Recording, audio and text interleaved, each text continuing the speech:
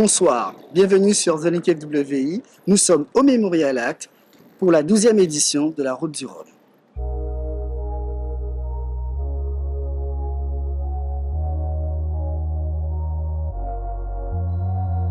Après 4 ans d'absence, la Route du Rhum a signé son grand retour pour le plus grand plaisir des passionnés de sport nautique. Ralliant depuis 1978 la ville de Saint-Malo en Bretagne à Pointe-à-Pitre en Guadeloupe, la Route du Rhum est loin d'être la course nautique la plus compliquée, mais elle reste de loin la plus suivie. C'est donc 44 ans d'une histoire transatlantique qui se déroule entre la Bretagne et la Guadeloupe. Pour cette 12e édition, la Guadeloupe a vu les choses en grand, avec des villages où l'on trouve des stands pour les entreprises et artisans locaux, mais aussi des concerts, des expositions comme celle de Ronald Cyril aka B-Bird, visible au Memorial Act.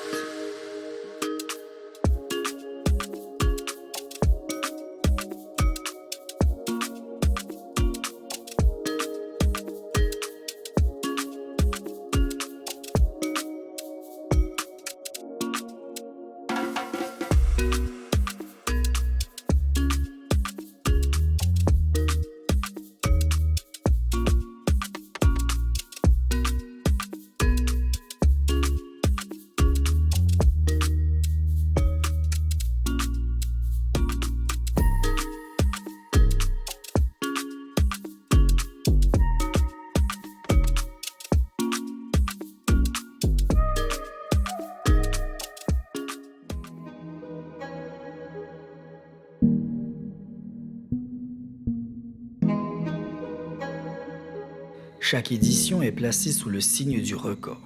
Cette 12e édition n'y a pas échappé. 138 au départ, aujourd'hui plus de 115 skippers encore en course.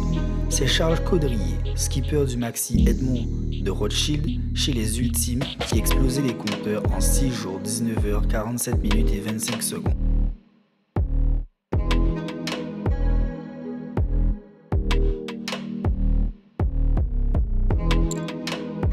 Au classement des Ultimes, on retrouve Charles Caudrier sur Maxi Edmond de Rothschild, François Gabard sur SVR Lazare Tig, Thomas Coville sur Sobedo Ultime 3.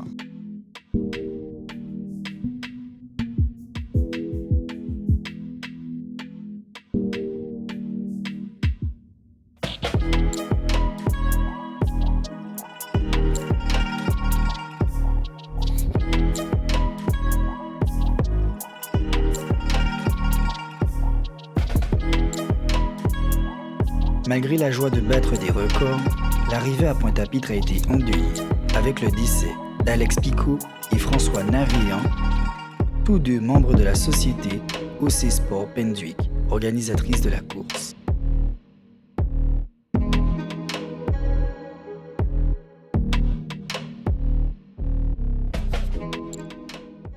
Et Gitana y était déjà et avait déjà cette vision-là.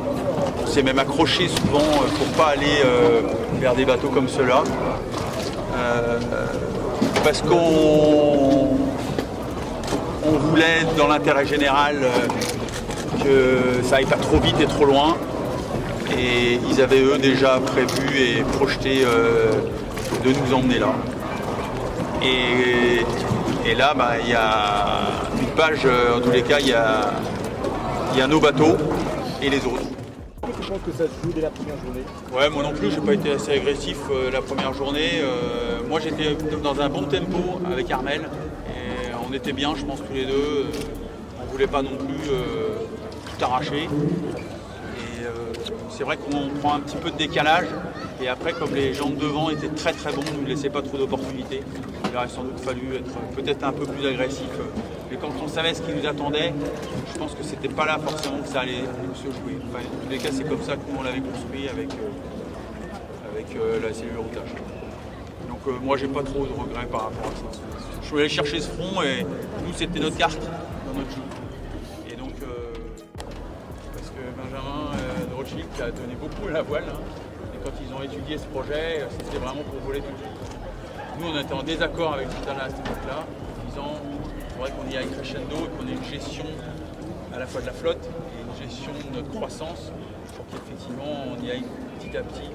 Et on s'est bien pris la tête avec celui qu'il a, notamment sur le plan porteur de dérive pour éviter qu'on vole tout de suite. Et eux, ils sont rentrés, sont sortis, tout le monde a suivi. Et donc eux, ils avaient déjà ça en tête. Certitude de cette route du Rhum dans l'optique de Brest 2023, Des certitudes. sur le bateau. Je me sens bien sur ce bateau, je me sens bien à l'attaque. C'est vrai que pour répondre, nous, ce qui nous manque, c'est de pouvoir voler dans moins de 15 nœuds. Et quand dans la courbure anticyclonique, il a fallu aller chercher pour ressortir, aller chercher l'Elysée, nous, à chaque fois qu'on rentrait dans la molle, on posait, et là, le delta, il est énorme.